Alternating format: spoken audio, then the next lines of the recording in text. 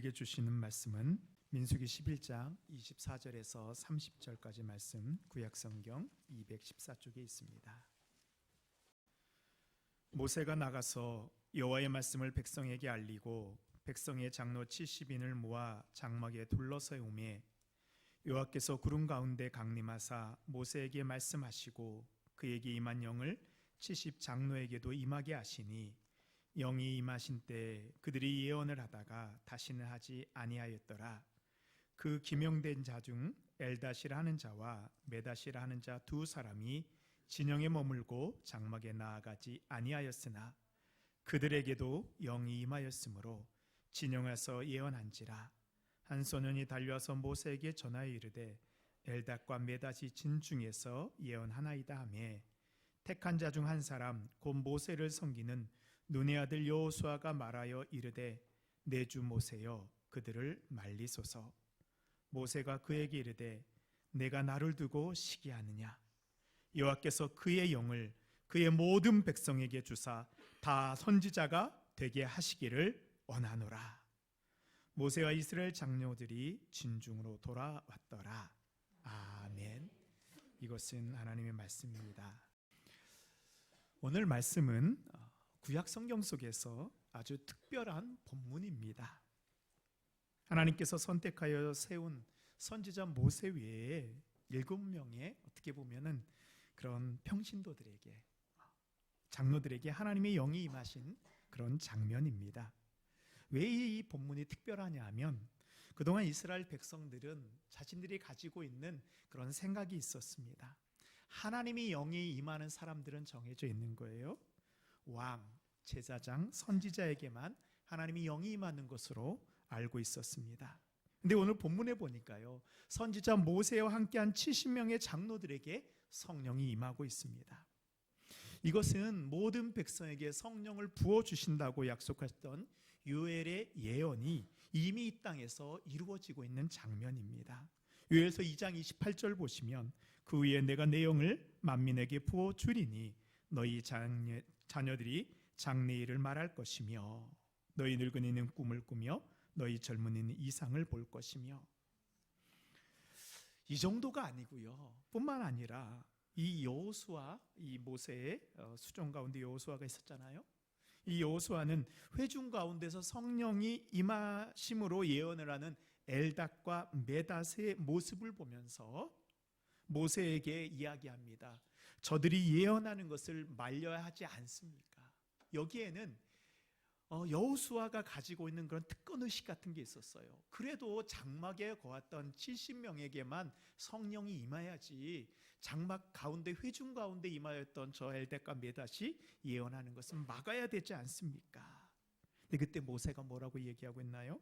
우리 19절 말씀입니다. 오늘 중요한 본문에 함께 읽겠습니다. 모세가 그에게 이르되 그의 모든 백성에게 주사 다 선지자가 되게 하시기를 원하노라. 아멘. 모세는 이야기합니다. 모든 백성이 나와 같이 여호와의 영이 임하기를 원한다. 그래서 당시에 사람들이 가지고 있던 그 생각을 확 뒤집어 놓습니다. 모세의 이 마음이 누구에게까지 이어지냐 하면 신학의 예수님의 제자였던 베드로에게까지 이어지게 됩니다. 베드로전서 2장 9절의 말씀입니다. 그러나 너희는 택하신 족속이요 왕같은 제사장이요 거룩한 나라요 그의 소유가 된 백성이니. 아멘.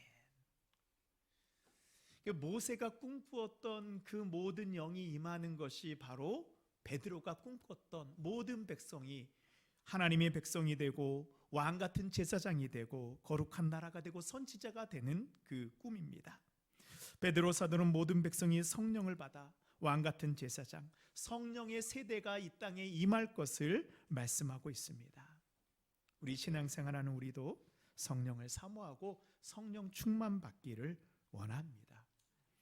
근데 왜 많은 분들이 성령이 어떤 분인지 모르고 왜 이 땅에 오르신지 잘 모르고 있는 상태에서 성령을 받지 못하고 있습니다. 오늘 말씀을 통해서 성령이 이 땅에 오신 이후 성령이 임하심을 사모하는 우리 모든 성도님들 되시기 바랍니다. 아멘. 우리 첫 번째로 우리는 성령이 임한 그리스도인, 성령 충만한 교회가 되어야 합니다. 예수님께서는 부활하시고 제자들과 40일 동안 함께 지내신 후 하늘로 승천하시면서 제자들에게 이렇게 말씀하십니다. 사도행전 1장 4절입니다. 사도와 함께 모이사 그들에게 분부하여 이르시되 예루살렘을 떠나지 말고 내게서 들은 바 아버지께서 약속하신 것을 기다리라. 하나님 아버지께서 약속하신 것을 기다리라 말씀하고 있습니다. 그 약속이 무엇일까요? 우리가 예수님을 부를 때 예수 그리스도라고 부르죠. 왜 이렇게 부를까요? 여기서 예수는 예수님의 이름입니다. 그 다음에 그리스도는 기름 부음 받은 자라는 직분을 가르치고 있습니다. 우리가 장로님들을 부를 때 무슨 장로님 이렇게 부르잖아요. 이름을 부르고 직분을 부르잖아요. 예수님도 마찬가지입니다. 예수님은 이름이고 그리스도는 예수님의 직분입니다. 여기서 그리스도는 헬라어로 이 기름 부음 받은 자라는 그런 뜻입니다. 그래서 구약 성경에는 기름 부음 받은 직분 3가지 직분이 나옵니다. 첫 번째는 왕, 제사장, 선지자입니다. 이 3가지 직분을 행하는 사람에게만 특별히 기름을 부어서 그 직을 감당하게 했습니다. 먼저 왕은 백성을 다스리고 보호하는 그런 역할을 하였습니다. 예수님께서는 이 땅에 왕으로 오셔서 우리를 하나님의 백성으로 살게 해주셨습니다. 제사장은 제사를 드려서 백성들의 죄를 용서해 주는, 백성들의 죄를 씻기는 그런 직분을 감당했습니다. 예수님께서는 영원한 대제사장으로 우리에게 오셔서 우리를 위해서 십자가에서 죽으시고 우리를 죄에서 영원토록 구원해 주셨습니다. 선지자는 하나님의 말씀을 이 땅에 전하는 직분입니다. 예수님께서는 우리에게 하나님의 말씀을 깨닫게 해주셔서 우리가 하나님의 말씀대로 살 수 있도록 해주셨습니다. 그래서 예수님께서는 왕, 제사장, 선지자 이 3가지 직분을 감당하셔서 우리를 이것을 그리스도의 삼중직이라고 부릅니다. 3가지 직분이라고요. 이 삼중직을 수행하는 데 있어서 가장 중요한 조건이 있습니다. 필요 충분 조건이 바로 기름 부음입니다. 기름 부음 받은 자만이 이 직분을 감당할 수 있습니다. 예수님은 기름 부음을 받으셨을까요? 예수님께서는 성령으로 기름 부음을 받았습니다. 예수님께서 세례를 받으실 때의 장면입니다. 마태복음 3장 16절에 예수께서 세례를 받으시고 곧 물에서 올라오실 때 하늘이 열리고 하나님의 성령이 비둘기같이 내려 자기 위에 임하심을 보시더니, 예수님 위에 뭐가 임하셨어요? 성령이 임하셨습니다. 그때 비로소 하나님의 아들의 직분을 감당할 수 있었습니다. 그리고 예수님께서는 제자들이 성령을 받아야지만 이 제자의 삶을 감당할 수 있는 것을 아시고 제자들에게 성령을 기다리라 말씀하셨습니다. 누가복음 24장 49절에 보면 볼지어다 내가 내 아버지께서 약속하신 것을 너희에게 보내리니 너희는 위로부터 능력으로 임하여 입혀질 때까지 이 성에 머물라 하시니라. 위로부터 능력, 성령의 능력이 임할 때까지 제자들은 예수님의 말씀에 순종하였습니다.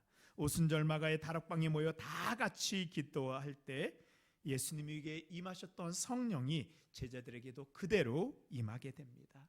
우리 사도행전 2장 3절 말씀 있잖아요. 마치 불의 혀처럼 갈라지는 것들이 그들에게 보여 각 사람 위에 하나씩 임하여 있더니, 그래서 예수님을 따르는 우리를 부르는 호칭이 있어요. 뭐라고 부르죠? 우리를 그리스도인이라고 부릅니다. 여기서 그리스도인은 예수 그리스도의 그 그리스도예요. 기름 부음 받아 예수님의 삼중직을 감당하는 사람을 가리켜서 그리스도인이라고 부릅니다. 그냥 교회 다니는 사람은 교인이고요. 그리스도의 그 삼중직을 감당하는 사람을 가리켜서 그리스도인이라고 부르는 것입니다. 그렇기 때문에 성령이 임하지 않고는 이 땅에서 우리가 이 그리스도인의 직분을 감당할 수 없습니다. 성령이 없는 사람은 그리스도인이 아닙니다. 성령이 없는 교회는 참된 교회가 될 수 없습니다. 진정한 그리스도인, 진정한 교회가 되기 위해서는 성령이 임해야 됩니다. 우리에게 성령이 임할 때 우리는 예수님의 진정한 제자, 그리스도인이 되어서 예수님께서 우리에게 맡겨주신 이 그리스도의 삼중직 같은 왕 같은 제사장이 되어서 이 땅에서 하나님의 말씀을 우리가 순종하며 주의 복음을 전할 수 있는 사명을 감당할 수 있습니다. 이 약속하신 성령이 우리에게 어떻게 임하실까요? 사도행전 2장을 보면 성령이 임하는 그 모습을 잘 표현해 주고 있습니다. 어떻게 그들이 모여서 무엇을 하고 있었나요? 다 같이 모여서 공동체로 모여서 기도할 때 성령이 임하시고 있습니다. 공동체로 모여서 성령의 임재하심을 위해서 함께 기도해야 됩니다. 우리가 예배에 참석하고 함께 기도하는 것은 단순히 내가 하나님께서 주시는 복을 받는 그 정도가 아닙니다. 우리가 예배에 참석하고 기도할 때 주님께서는 약속하신 성령을 우리에게 부어 주시는 순간이 됩니다. 또한 우리 교회가 성령 충만한 교회가 되기 위해서는 성령이 임한 그리스도인들이 더 많아져야 됩니다. 성령을 불에 비유합니다. 처음에 우리가 불을 피울 때에는 작은 불씨로 하나로 시작합니다.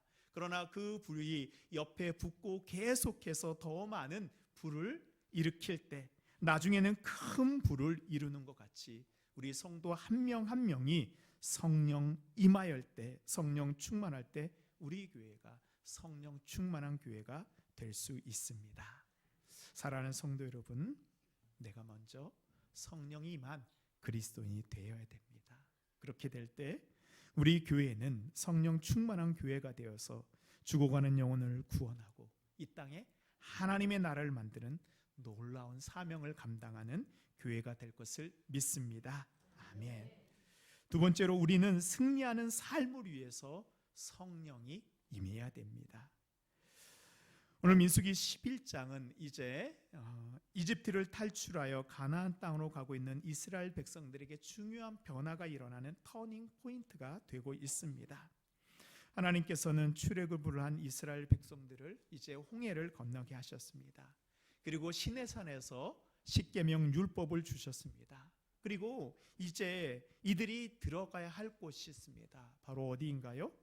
그것은 하나님께서 그들에게 약속해 주셨던 젖과 꿀이 흐르는 그 약속의 땅 가나안으로 가기 위해서 반드시 지나야 하는 광야라는 곳입니다.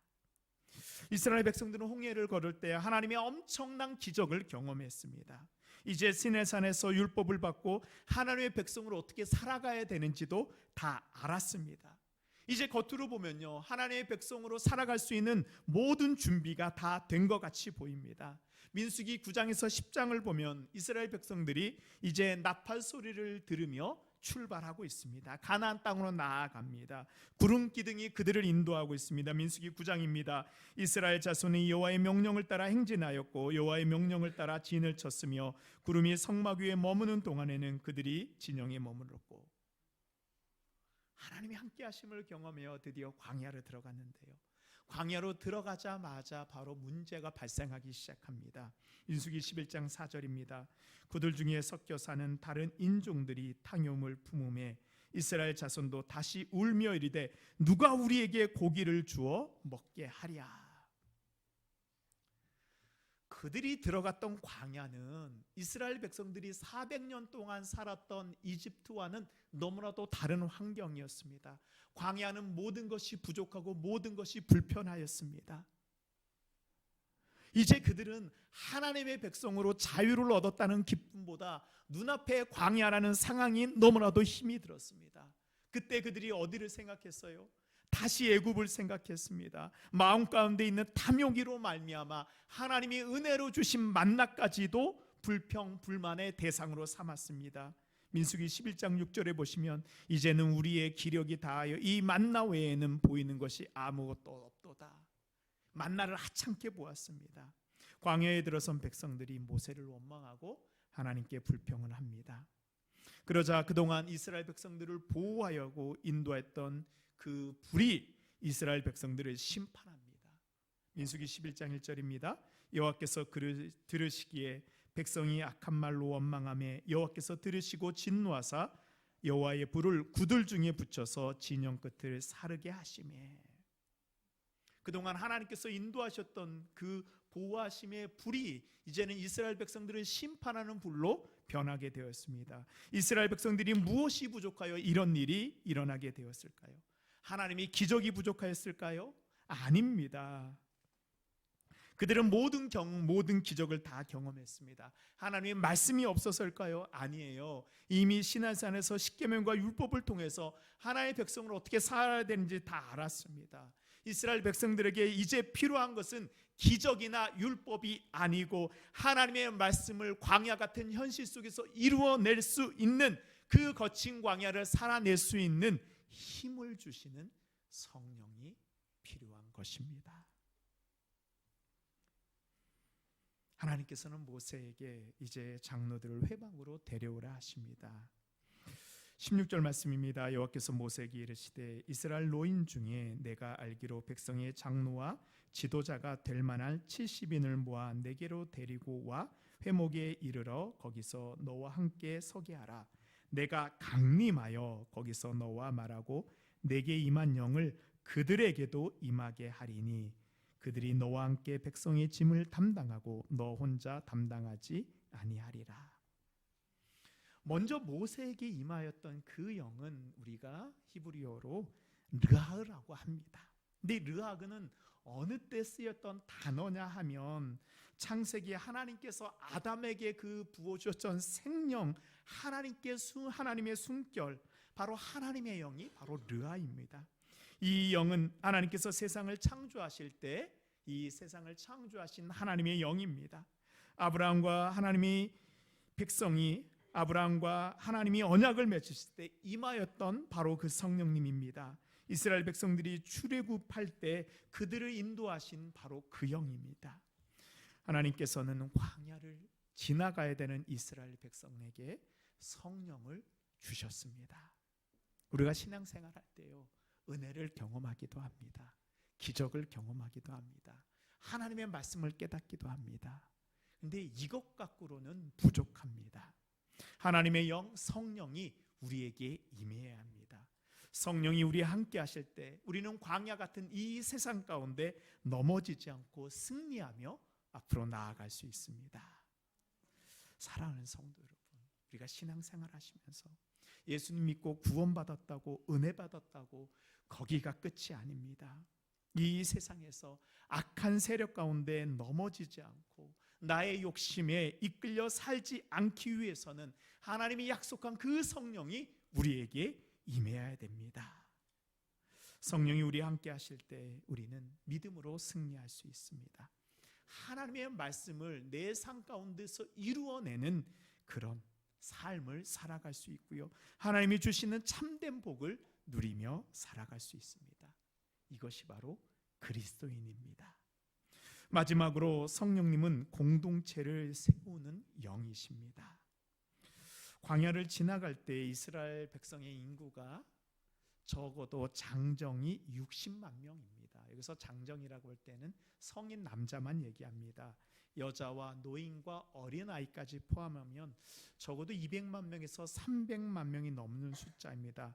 그러니까 우리 광양시의 인구의 10배, 많게는 20배가 넘는 숫자입니다. 그렇다고 한다면 그 안에서 얼마나 많은 일들이 일어났을까요? 다투기도 하고 싸우기도 하고 수많은 문제들이 생겼습니다. 민수기 11장 10절에 보면 그 모습을 잘 나타내고 있습니다. 백성의 온 종족들이 각기 자기 장막문에서 우는 것을 모세가 들으니라. 이러므로 여호와의 진노가 심히 크고 모세도 기뻐하지 아니하여. 수많은 백성들이 자기 집에서 울면서 문제를 가지고 모세 앞에 나왔습니다. 이 모든 문제를 누가 책임져야 될까요? 맞습니다. 지도자인 모세가 책임져야 됩니다.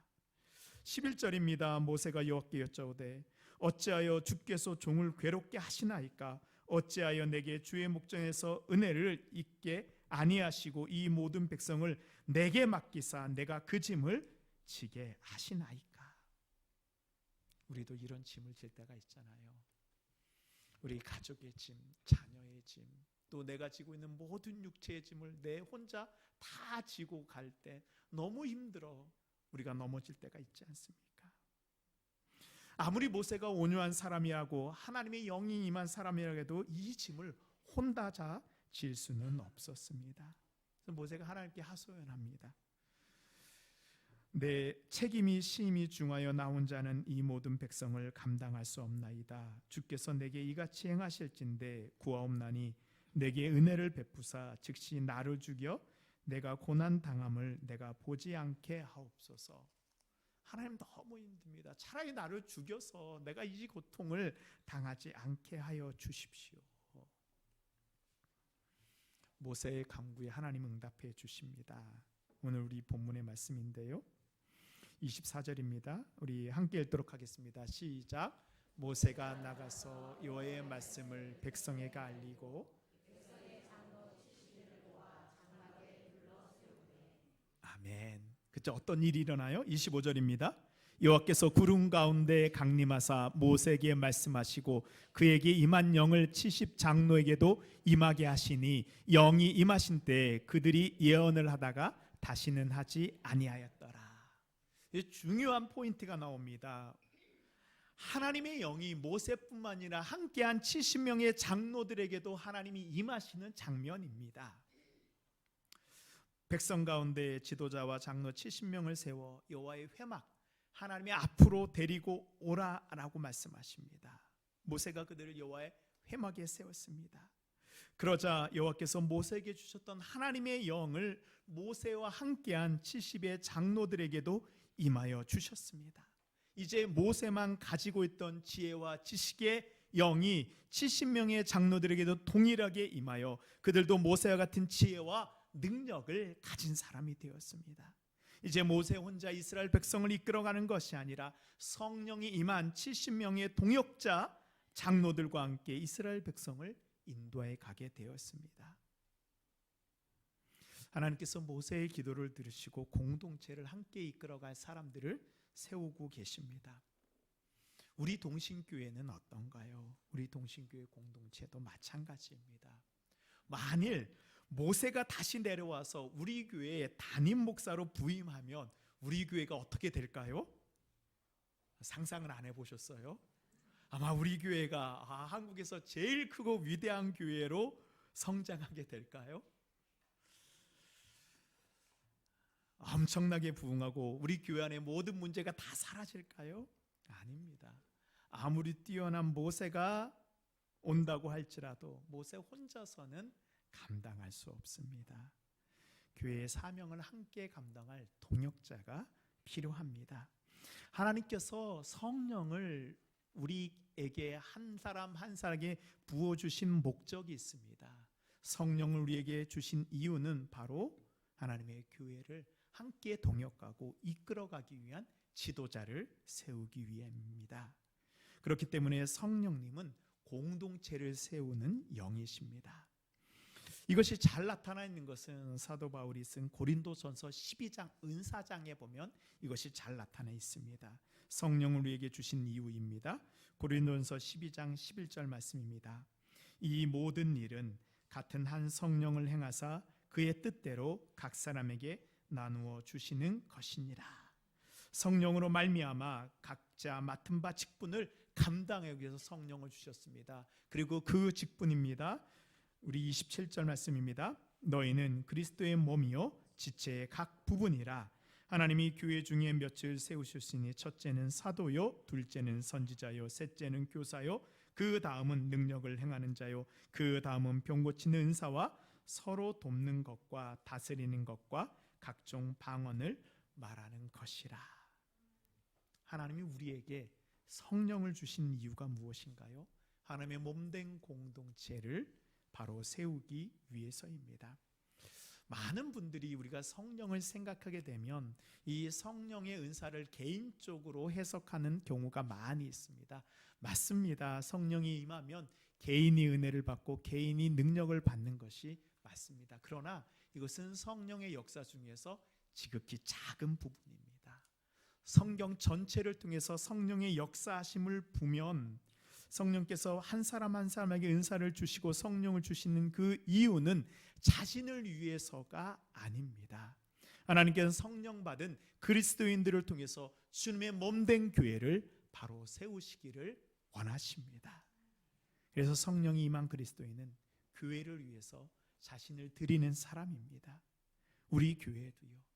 오늘 말씀에 나오는 것 같이 모세와 함께 선 성령이 임한 70의 바로 동역자들이 필요합니다. 동신교회에는 담임 목사 혼자서는 절대로 감당할 수 없는 교회입니다. 교회가 크고 작고의 여부를 떠나서요, 교회 공동체는 함께 성령을 통해서 동역하는 것이 바로 교회입니다. 그렇습니다. 우리 모든 성도님들이 바로 성령이 임한 이 70명의 동역자들이 되어야 합니다. 사랑하는 성도 여러분, 바로 동신교회를 이끌어갈 이 성령 충만한 70명의 동역자들이 세워지도록 함께 기도해야 됩니다. 그리고 그 기도하실 때요, 바로 내가 성령이 임한 그 한 사람 되게 하여 주십시오 라고 기도해야 됩니다.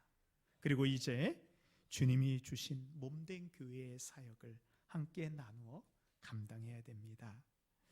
하나님께서는 바로 여러분을 그 성령 충만한 70명의 장로로 부르고 계십니다. 바로 여러분들을 통하여서 성령 임한 그리스도인을 통하여서 주님의 몸된 교회를 이끌 성령을 여러분에게 부어 주실 것입니다. 아멘. 그렇습니다. 성령이 임할 때 우리가 이 광야 같은 세상을 건너갈 수 있습니다.